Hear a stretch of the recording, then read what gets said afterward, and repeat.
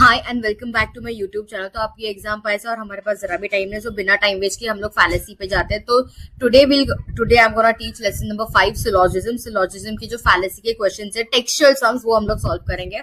तो आपने इतने प्रकार के आपको total 7 fallacies: fallacy of argument of Socrates, fallacy of four-term equivocation, fallacy of undistributed middle term, illicit major, illicit minor, negative premises and affirmative conclusion from negative premises। अभी इन सब में से आपको सबसे डिफिकल्ट फैलेसी जा रहा होगा, वो होगा इलिसिट मेजर, इलिसिट माइनर और ये वाला मिडिल टर्म फैलेसी। तो सबसे पहले I begin with fallacy of illicit major. Okay, so without wasting time, let's start with fallacy of illicit I'll start with fallacy of illicit minor. So now the first question. Now this is the example. अभी मैं थोड़ा सा basic से आपको revision करवा देती हूँ। See, your very first statement is your minor premise. Your second statement is your major premise, and your third statement is your conclusion. इतना आपको पता होना चाहिए। अभी ये जो मेरा फर्स्ट स्टेटमेंट है, ये मेरा माइनर प्रेमाइस था, ये मेरा मेजर प्रेमाइस है और ये मेरा कंक्लूजन है। अभी इसमें आपको हर एक स्टेटमेंट में सब्जेक्ट और प्रेडिकेट सबसे पहले आइडेंटिफाई करना है। ओके, तो आपका सब्जेक्ट इधर कॉवर्ड है, प्रेडिकेट अनरिलायबल है, इधर सब्जेक्ट कॉवर्ड है, इधर ब्रेव प्रेडिकेट है, इधर reliable subject, reliable people subject है और ब्रेव प्रेडिकेट है। ओके, तो अभी आपको फैलेसी ऑफ इलिसिट माइनर कैसे पहचानना है, इतना आपको क्लियर है। अभी आपको ये टेबल पता होना चाहिए। AEIOU, ए मतलब उसमें कौन से वर्ड्स आते हैं? ऑल। जिधर भी स्टेटमेंट ऑल को रिप्रेजेंट कर रहा हो तो वो ए होता है। ओके, जिधर भी स्टेटमेंट ई को रिप्रेजेंट करना होगा उधर नो होता है। करेक्ट। जिधर भी स्टेटमेंट में आई हो उधर क्या होता है? सम वाले चीज आते हैं, SO। अभी तो मेरा राइटिंग खराब है। और जिधर भी ओ आता है उधर क्या आता है? Some not. इतना तो अभी तक आपको पता होना चाहिए। अगर I just type it somewhere, wait, so that you will not forget. Yes, I do it here. Okay, जिधर भी आपका A हो, this is not visible.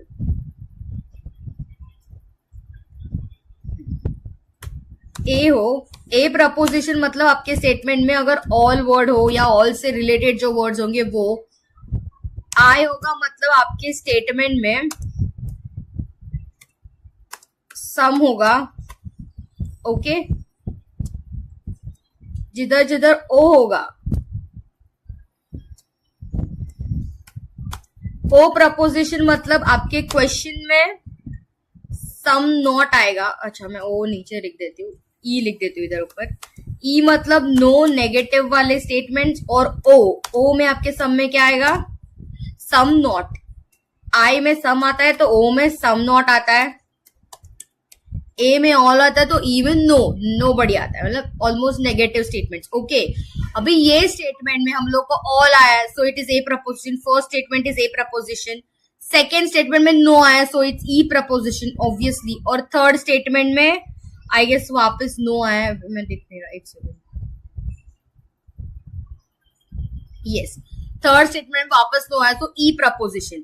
अभी आपको स्टेटमेंट्स को सबसे पहले प्रपोजिशंस पहचानने। अभी ये ए था, ये ई था और ये भी ई है।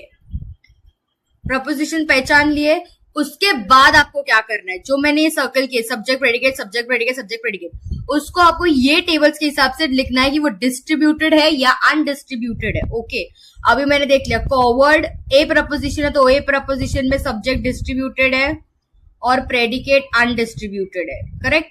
अभी ई प्रपोजिशन में सब्जेक्ट वापस डिस्ट्रीब्यूटेड है और प्रेडिकेट भी डिस्ट्रीब्यूटेड, सो ये भी डी है। ओके, अभी जो लास्ट है कंक्लूजन, वो ई प्रपोजिशन है और ई प्रपोजिशन में क्या होता है?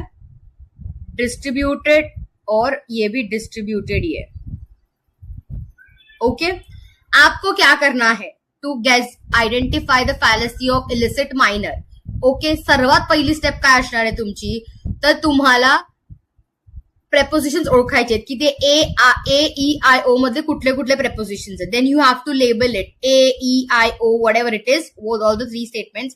and do it in the rough session. You're not supposed to show this in the exam. Do it for yourself. After identifying the prepositions, your next step will be you will insert your distributed and undistributed according to your subject and predicate. Identify which is the subject, which is the predicate, and on the top of it write D and U. Just write D and U. D for distributed and U for undistributed. आपका D और U लिखने के बाद आप check करोगे. अभी इसमें check क्या करना है? Now if you notice, go all in major minor premise, your predicate is undistributed and your subject is distributed. Okay, coward distributed है, ये undistributed है, इधर distributed है, ये भी distributed है, ये भी distributed है और ये भी distributed है. Now if you notice this unreliable word, it is distributed in the conclusion but it is undistributed in minor premise. इसीलिए वो illicit minor premise fallacy of illicit minor premise हो जाता है. क्योंकि अभी आप नोटिस करो, ऐसी कोई चीज होगी, ये कैसे पहचानना है? अगर आपको ऐसा कोई टर्म आया जो कंक्लूजन में डिस्ट्रीब्यूटेड है लेकिन माइनर में अनडिस्ट्रीब्यूटेड है, तो वो fallacy of illicit minor term हो जाएगा. और अगर आपको कोई टर्म कंक्लूजन में डिस्ट्रीब्यूटेड है और अनडिस्ट्रीब्यूटेड इन मेजर प्रीमाइस है, मतलब इसीलिए मैंने आपको फर्क बता दिया, फर्स्ट लाइन में माइनर होती है, सेकेंड लाइन मेजर होती है.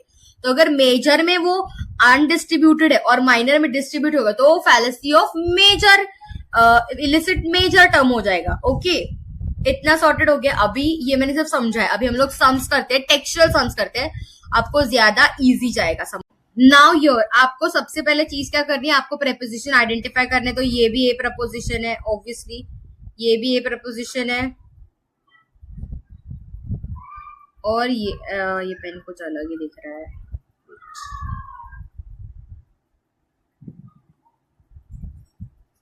और इफ यू सी ये भी ए प्रपोजिशन है.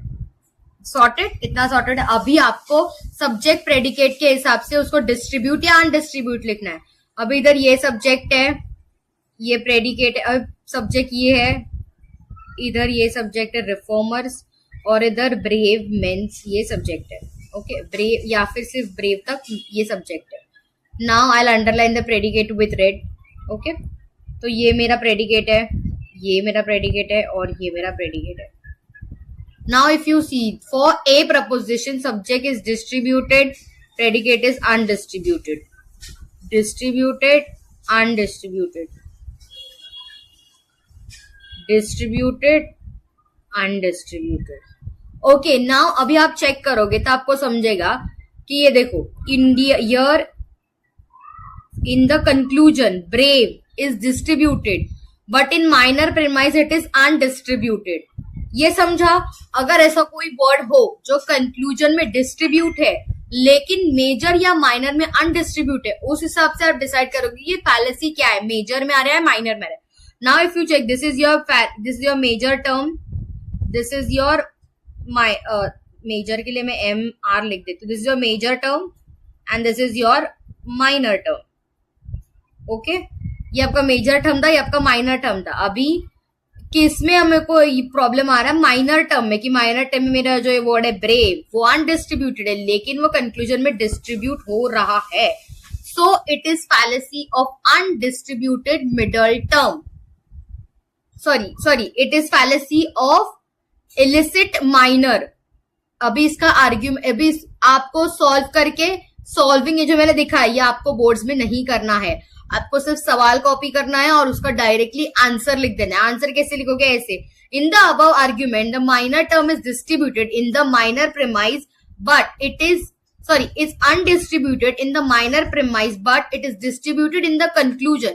Hence the fallacy of illicit minor is committed. ऐसा कोई टर्म हो जो माइनर में अनडिस्ट्रीब्यूटेड है लेकिन वो कंक्लूजन में डिस्ट्रीब्यूट हो चुका है, इसलिए तब आपको fallacy of illicit minor commit होता है.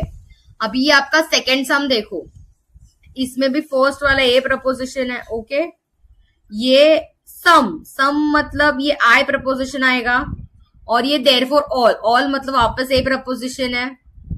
ओके, प्रपोजिशन पहचानना आपको तुरंत आना चाहिए. जैसे मैंने बोला ए मतलब ऑल, ई मतलब नो नॉट, एस मतलब आई मतलब सम एंड ओ मतलब सम नॉट. तो अभी मैंने AIA लिख दिया। ओके, ये आपको पेंसिल वर्क करना है। ओके, ये आपको दिखाना नहीं है क्वेश्चन में। अभी ये मेरा सब्जेक्ट है, ये मेरा प्रेडिकेट है, ये मेरा प्रेडिकेट है, ये मेरा सब्जेक्ट है, ये मेरा सब्जेक्ट है और ये मेरा प्रेडिकेट है। Now for a proposition, as you all know, it is distributed for the subject, it is undistributed for the predicate. Now same goes over here, distributed and this is undistributed. Now for I preposition में क्या है, दोनों undistributed है, undistributed and undistributed. Now if you check you will clearly get an idea, boxes जो conclusion में distributed है लेकिन वो minor premise में क्या हो रहा है, undistributed हो रहा है, इसीलिए the fallacy of illicit minor is committed. बहुत इजी था पहचानना, बहुत इजी था। आपको क्या करना है, प्रेपोजिशन गिनने हैं, फिर उसको डिस्ट्रीब्यूट अनडिस्ट्रीब्यूट में सॉर्ट करना है और फिर आपको आसानी से समझ आ जाएगा कि कौन सी फैलेसी है, इलिसिट मेजर है, माइनर है या जो कुछ भी होगा वो। Same reason in the above argument, minor term is distributed in the minor premise, is undistributed in the minor premise but is distributed in the conclusion, therefore the fallacy committed is illicit minor. अभी ये आपका next sum, ये आपका text book का 9th सम था। Okay, आप I hope आप numbers check कर रहे हो। टेक्स्ट बुक का 1st सम था, ये 9th सम है। Okay, so next sum 19, all fishes are marine animals, all fishes subject, marine animals predicate, all fishes subject, swim predicate, therefore all those which swim subject are marine animals predicate. Okay, now here this is distributed, this is undistributed, this is distributed, this is undistributed, this is distributed and this is undistributed. मैंने ये directly क्यों लिख दिया, क्योंकि now read all the statement, all. So सब कौन से propositions थे, ए प्रपोजिशन। मैंने पहले क्या बोला है, सबसे पहली स्टेप आपका यही है कि आपको प्रपोजिशंस पहचानने हैं। मुझे आता है प्रपोजिशन, इसलिए मैंने डायरेक्टली पहचान लिए। आपको भी आना चाहिए, बहुत इजी है। ए मतलब ऑल, सब चीज कवर करेंगे। ई मतलब कुछ भी, नो नेगेटिव वाले। ओ मतलब कुछ नहीं, सम नॉट, एंड आई मतलब सम, थोड़े से। तो okay, so yes, coming back to this, now if you check you will understand the last thing, all those which swim। अब इसमें जो swim है वो डिस्ट्रीब्यूट हो रहा है, लेकिन आपके सेकेंड स्टेटमेंट वो अनडिस्ट्रीब्यूट हो रहा है। so it is again fallacy of illicit minor term, क्योंकि मेरा फर्स्ट स्टेटमेंट मेजर होता है, सेकेंड स्टेटमेंट माइनर होता है। ओके, ये किधर अनडिस्ट्रीब्यूटेड है, इन the minor term. so its fallacy of undistributed minor term is committed. In the above argument, minor term is undistributed in the minor premise but is distributed in the conclusion. So the fallacy committed is illicit fallacy of illicit minor term. Now here again, some games are not interesting. Some game is my subject, are not interesting is my predicate. Some game is my subject, are challenging is my predicate. Therefore, no challenging things are my subject, are interesting is my predicate. Now first statement, some not, so it is my O preposition. My second statement, only some, so it is my I preposition. And last statement, no, so it is my E preposition. Okay, इतना पहचानना आ गया, ये बहुत जरूरी है। A, E, I, O आपको पहचानना आना ही चाहिए। Now let's distribute it and undistribute it. So for O preposition, your subject is undistributed and your predicate is distributed. For I preposition, your subject is undistributed and your predicate is again undistributed. Now for E preposition, your both subject and predicate are distributed. Now if you check, what is the problem over here? Can you guess?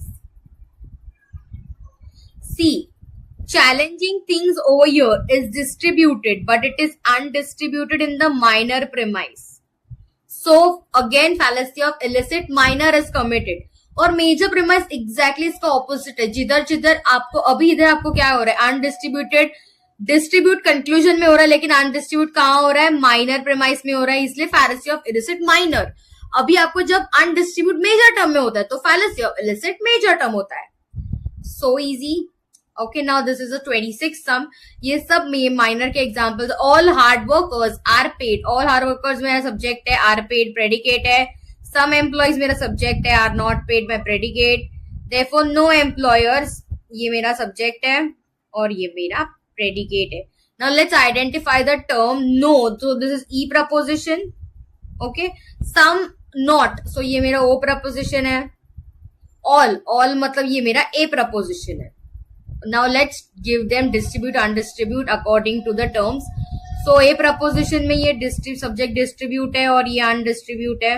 O, what is O preposition का? This is undistribute, this is distributed, and for E preposition both the things are distributed and distributed.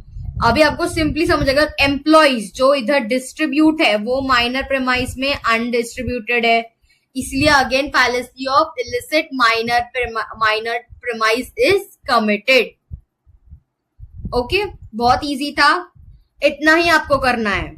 अभी ये table जो है ये कैसे learn करोगे? तो AEIO sequence में याद रखो. पहला डिस्ट्रीब्यूट अनडिस्ट्रीब्यूट, फिर डिस्ट्रीब्यूट, फिर अनडिस्ट्रीब्यूट और फिर उल्टा अनडिस्ट्रीब्यूट और डिस्ट्रीब्यूट. या फिर इस सीक्वेंस से भी याद रखो, डिस्ट्रीब्यूट फिर अनडिस्ट्रीब्यूट, अनडिस्ट्रीब्यूट. 2 बार डिस्ट्रीब्यूट है, 2 बार अनडिस्ट्रीब्यूट है, 1 बार अनडिस्ट्रीब्यूट है, फिर डिस्ट्रीब्यूट है, फिर अनडिस्ट्रीब्यूट और फिर डिस्ट्रीब्यूट. ये टेबल लर्न जरूरी है क्योंकि ये आपको fallacy of illicit major, minor और मिडिल टर्म के लिए काम आता है. आपको टोटल 7 फैलेसीज है. 7 फैलेसीज में आपका हमारा ये फर्स्ट फैलेसी कवर हो गया. ये तुरंत देख लो, जल्द से जल्द. जो डाउट्स हो मुझे कमेंट कर देना. थोड़ी देर में मैं नेक्स्ट फैलेसी का अपलोड भी वीडियो पोस्ट कर दूंगी. Thank you and do subscribe my channel for the further updates and stay connected till your